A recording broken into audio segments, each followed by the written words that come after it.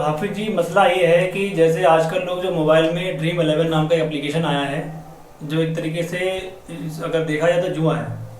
लोग बड़ी शौक से उसे खेलते हैं और उसे इनाम इकराम समझते हैं कि ये पैसा मिलेगा तो उससे पैसा कमाएंगे तो कुछ बनाएंगे।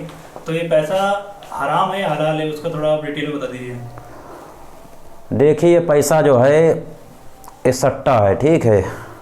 शर्त लगाई कि ये यानी दो पार्टियां हैं और दोनों जो हैं लड़ रही हैं, यानी मैच इस वक्त में आ रहा है या कबड्डी है या कुश्ती वगैरह होती है, तो उसमें जो है शर्त लगा के अगर ये खेल खेले जाएं या कुश्ती लड़ी जाए तो ये बिल्कुल नाजायज़ हराम है। हाँ, एक ये है कि तीसरा जो है यानी तीसरा शख्स है, उसने कहा कि जो है अगर इसमें से एक पार्टी जीतेगी तो मैं उसे जो है इतने पैसे दूंगा, 10,000 दूंगा, 5,000 दूंगा या 10 रुपये दूंगा, तो वो चीज़ लेना बिल्कुल जायज़ है। वो इनाम के तौर पे? हाँ, इनाम के तौर पर बिल्कुल जायज़ है। बाकी ये शर्तबाजी लगाना इस्लाम के अंदर बिल्कुल नाजायज़ है। नाजायज़ है। वो पैसा अगर कोई ऐसे कमाता है तो पैसा वो हराम ही हो गया तरीके से। हाँ, वो पैसा हराम हो जाएगा।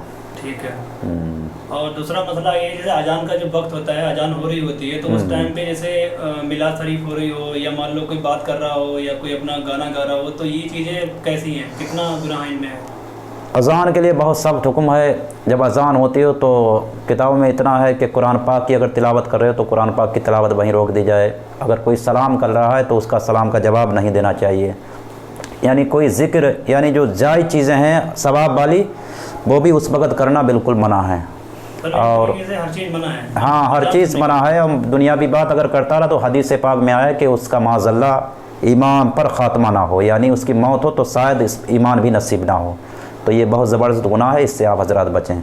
ठीक है। जो अजान में जब मुअज्जिन पढ़ते हैं कि अशहदु अन्ना मुहम्मद रसूलुल्लाह, तो जो मोहम्मद कहने पे जो आंखों को चूमते हैं तो बहुत सारे लोग नहीं चूमते, छोड़ देते हैं, इग्नोर करते हैं। तो वो नहीं चूमते, उनके लिए गुनाह है या नहीं है? बिल्कुल गुनाह नहीं है, ये काम मुस्ताहब है। मसनतुल फिरदौस एक किताब आती है, उसमें एक हदीस ऐसी आई है जिसमें हज़रत अबू बकर सिद्दीक़ रज़ियल्लाहु ताला अन्हु जो है, हुजूर का जब नाम नामी अज़ान में आता था, ठीक है। यहाँ पे एक बात याद रखें, अज़ान के अंदर जब मुअज्जिन पढ़ता था और उसमें जो अशहदु अन्ना मुहम्मद रसूलुल्लाह आता था, तो हज़रत उमर फ़ारूक आज़म अपने होठों से लगा के और यूँ लगा लेते थे। तो ये उनकी सुन्नत है, यानी सहाबा की सुन्नत है। और अगर कोई नहीं कर रहा है तो उस पर कोई गुनाह नहीं है, मुस्तहब काम है। जो कर रहे हैं वो अच्छा है, जो नहीं कर रहा है तो शरीयत की तरफ से उन पर कोई रोक नहीं है और ना उन पर कोई जुल्म है। ठीक है। अजान में एक और मसला, जैसे अजान एक बार होती है, मतलब एक मस्जिद से अजान हुई तो लोगों ने उसे पूरा सुन लिया चुप करके, फिर दूसरी मस्जिद में जब अजान होना शुरू हुई तो उन्होंने बोलना चालू कर दिया। उनसे अगर ये बोलो कि अजान हो रही तो बोलते हैं कि हमने एक मस्जिद में तो सुन लिया, अब तो अजान होती रहेगी, तो क्या बोलेंगे नहीं हम? तो इसमें क्या है कि हर मस्जिद का अजान सुनना जायज़ है या नहीं है, क्या है?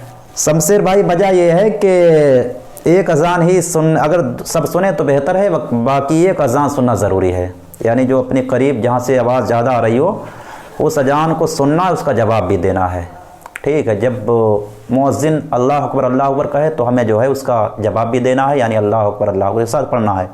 अशहदु अन्ना मुहम्मद रसूलुल्लाह तो हमें जो है चुमना है, उसका जवाब भी देना है, ठीक है। उसके बाद जब हय्या अलस सलाह कहे तो ला हौला वला कुव्वता, यानी मुअज्जिन हय्या अलस सलाह कहेगा तो हम उसके बारे में, उसकी पलट में, उसके जवाब में हय्या अलस ला हौला वला कुव्वता इल्ला बिल्लाह पढ़ेंगे, ठीक है।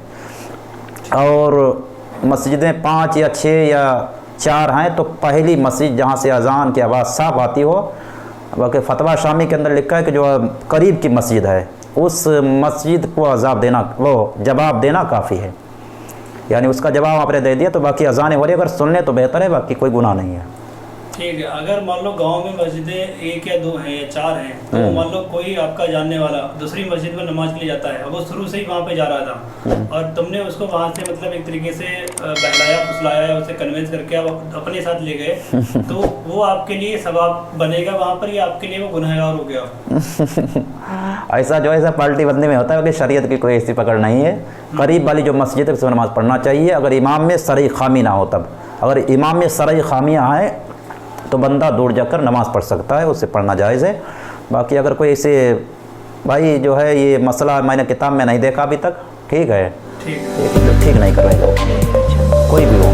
ठीक है, अभी इतना मसला मसाला है, बाकी अगले मसला मसाले लेके हम दोबारा आएंगे आपके पास। ठीक।